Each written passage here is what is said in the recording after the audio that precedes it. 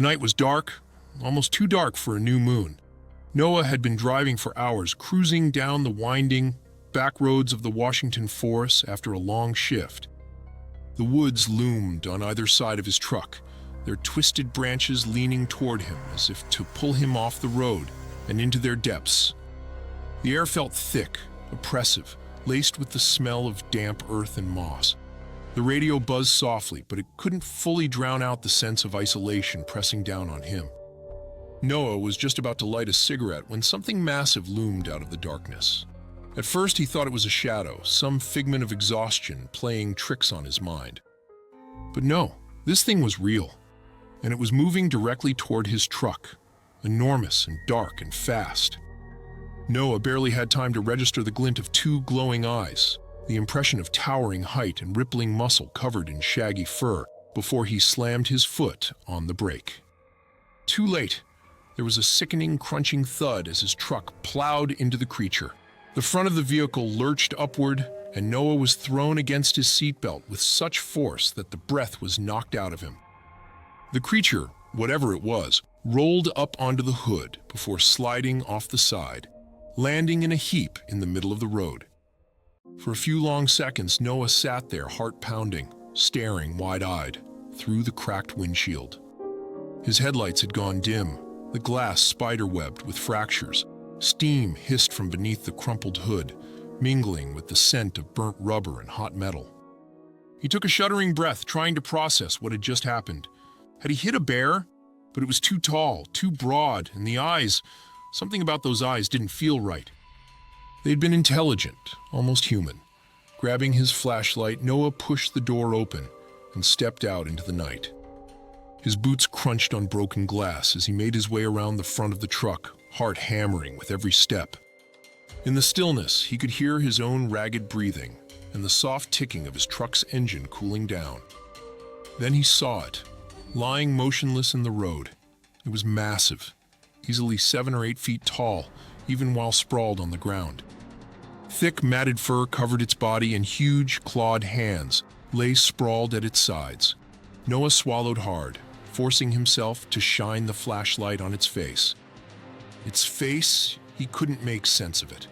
It had the broad, flat nose and deep-set eyes of an ape, but there was something unmistakably human about it, something that sent a chill deep into his bones. Its mouth was slightly open, revealing yellowed teeth that were jagged and far too long. A low, raspy sound escaped its throat, and Noah took a quick step back, stumbling as the creature's chest rose and fell with shallow breaths. It was still alive. He should get back in the truck, he thought, drive away, call for help. But some awful sense of curiosity kept him rooted to the spot. He watched as the creature's eyelids fluttered, and those eyes, those strange, almost knowing eyes, fixed on him, glazed with pain but filled with a kind of desperate awareness.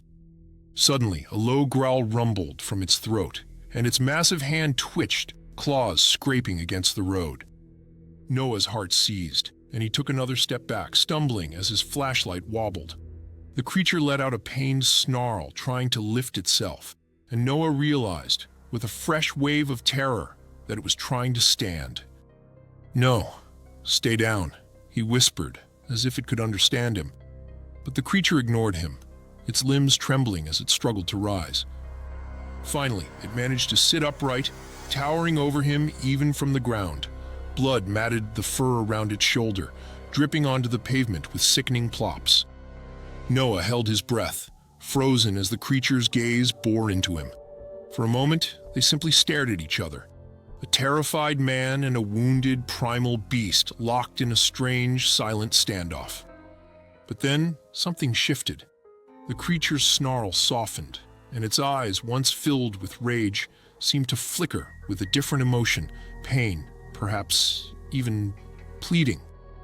Against every ounce of instinct telling him to run, Noah found himself reaching out, as if in a trance. The creature's huge, clawed hand extended as well, and for a second they hovered there, inches apart, man and monster connected by some unspoken understanding. But then, without warning, the creature's head snapped up, its ears twitching as if it had heard something Noah couldn't. A low, rumbling growl came from somewhere deep within the woods. The creature whipped its head around, letting out a guttural sound, half snarl, half whimper. Noah's stomach twisted as he realized the creature wasn't alone. More shapes were emerging from the darkness, hulking shadows moving with eerie silence through the trees. He counted 3, maybe 4, each one as massive and monstrous as the one he had hit. They were closing in, their eyes gleaming in the faint light, their breaths heavy and low. The creature looked back at Noah, and this time there was no mistaking the desperation in its eyes. It let out a low, mournful moan, and then, with surprising speed, it dragged itself to its feet, swaying as it staggered toward the edge of the road. The others watched, waiting, their eyes fixed on Noah with a predatory intensity that made his blood run cold. With one last glance, the wounded creature let out a soft, rumbling growl and limped into the trees. The others turned and followed, vanishing into the shadows as silently as they had appeared, leaving Noah standing alone in the road, the silence pressing down around him like a physical weight. Noah stumbled back to his truck, hands shaking as he fumbled for the door. He climbed in, slamming it shut, heart racing as he sat there, gripping the wheel, staring into the darkness where they had disappeared. It was only then that he noticed the bloody handprint smeared across the hood. A massive, clawed handprint, left there by the creature as it had pulled itself up. The mark was burned into his mind as he turned the key in the ignition, praying the truck would start. It did, though it sputtered, struggling back to life. As he drove away, Noah couldn't shake the feeling that the creature had let him go, that he had seen something he was never meant to see. And though he left that road far behind, the forest seemed to linger in his mind, haunted by the memory of those eyes, filled with pain, fear, and a silent, terrible warning. To this day, Noah doesn't talk about that night.